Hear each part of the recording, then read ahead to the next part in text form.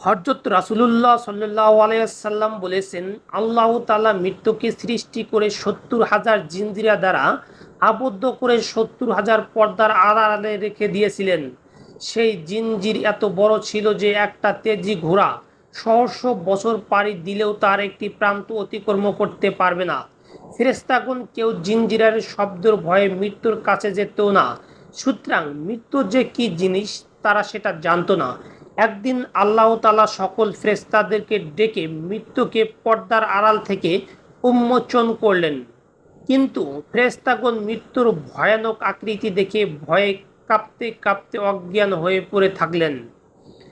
তারপর মহান আল্লাহ হাজার বছর পর ফেরেশতাদের জ্ঞান ফিরিয়ে দিলেন। আল্লাহ! ফেরেশতাগণ জিজ্ঞাসা করলেন, হে আল্লাহ, এর থেকে বড় কিছু কি আপনি সৃষ্টি করেছেন? তখন মহান আল্লাহ তাআলা বলেন, আমি মৃত্যুকে সৃষ্টি করেছি এবং আমি এর চেয়েও বড়। অতঃপর আল্লাহ তাআলা আজরাইল আলাইহিস সালামকে বললেন, হে আজরাইল, আমি তোমাকে মৃত্যুর উপর ক্ষমতাবান করলাম। তখন আজরাইল আলাইহিস সালাম বললেন, হে আল্লাহ, আমার কি এমন ক্ষমতা আছে যে আমি মৃত্যুকে আয়ত্ত রাখতে পারি? তখন আল্লাহ তাআলা আজরাইল আলাইহিস সালামকে মৃত্যুর চেয়েও সহস্র গুণ শক্তি প্রদান করলেন। ফলে আজরাইল আলাইহিস সালাম মৃত্যুকে স্বীয় ডান হাতের মুঠোয় আবদ্ধ করে ফেললেন।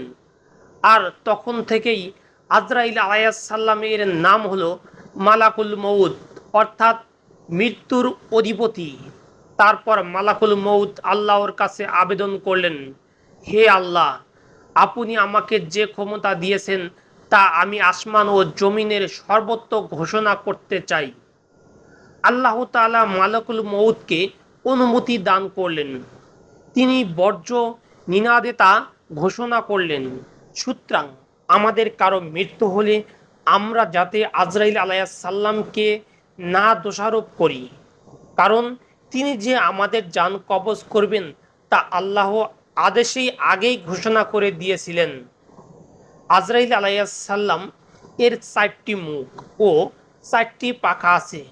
সম্মুখ দিক দিয়ে ভালো মানুষদের জান কবজ করেন, ডান দিকটির দিয়ে পাপী, বাম দিকটির দিক দিয়ে মুনাফিক এবং পিছনের ভাগ দিয়ে কাফির মুশরিকদের জান কবজ করেন। এছাড়াও উনার আছে ৪টি বিশাল পাখা। প্রত্যেক পাখায় অসংখ্য পালক আছে। আর প্রত্যেক পালকে এই পৃথিবীতে যত মানুষ আসবে তাদের হাত মুখ গজায়। জান কবজ করার পর আবারও তা বিলুপ্ত হয়ে যায়। তিনি সপ্তম আসমানে বিরাজমান। তিনি যে আসমানে বিদ্যমান আছেন তার টেবিলের পায়ার সংখ্যা ৭০,০০০। সপ্ত সমুদ্রের পানি উনার মাথায় ঢালা হলেও সেই পানির এক ফোঁটাও তার শরীর দিয়ে বেয়ে মাটিতে পড়বে না। আল্লাহ! একবার চিন্তা করুন, এই বিশাল আকৃতির ফেরেশতা একদিন আমাদের কাছে আসবেন আর বিবাহিতদের বিধবা করবেন, পিতামাতাকে সন্তানহারা করবেন, ছেলে মেয়েদের ইতিম করবেন। এখন নামাজ পড়বেন নাকি না আপনারাই ভালো বোঝেন, কারণ আল্লাহ তাআলা বলেছেন প্রত্যেকেই মৃত্যুর স্বাদ গ্রহণ করতে হবে। রেফারেন্স: মরণের পরে ভেস্ত ও দোজখে কি হবে? রচনা: মাওলানা Fazlul Karim M A. Allah